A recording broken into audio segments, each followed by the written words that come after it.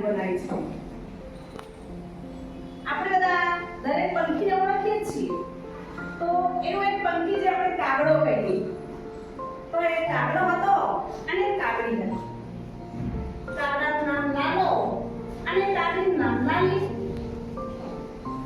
આ બંને જણા આનંદથી રહેતા.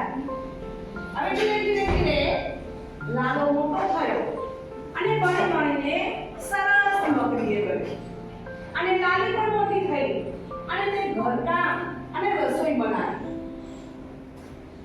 લાલી સરસ મજાની ખીર બનાવી અને તે પોતાના ભાઈની રાહ જુએ છે.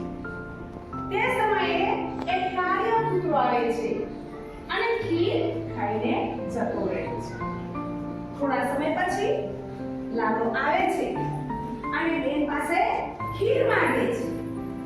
ત્યારે બેન જુએ છે તો ખીર હોતી નથી.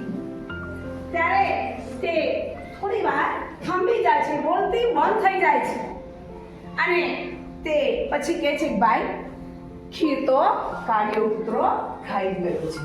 તો કે ગુસ્સે થાય છે ભાઈ કે ક્યાં છે કાળિયો કૂતરો અને તે દૂરથી બતાવે છે.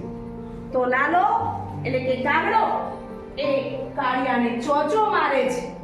ત્યારે કાળિયો ગભરાઈ જાય છે, કહે છે કે મને માફ કરી દે, મેં તારી ખીર ખાધી છે, મને માફ કરી દે, હવે હું કોઈ દિવસ ભૂલ નહીં કરું, હવે હું કોઈ દિવસ ભૂલ નહીં કરું.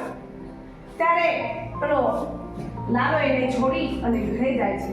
પોતાની બેન ભાઈ માટે સરસ મજાની ફરી તાજી ખીર બનાવે છે અને લાલો જાય છે અને લાલી તરત જ પોતાની બેન એટલે કે લાલી તરત જ એને ખીર આપે છે. ત્યારે લાલો રાજી રાજી થાય છે. બંને લાલો અને લાલી આનંદથી ખીર ખાય છે, ખુશ ખુશ રહે છે.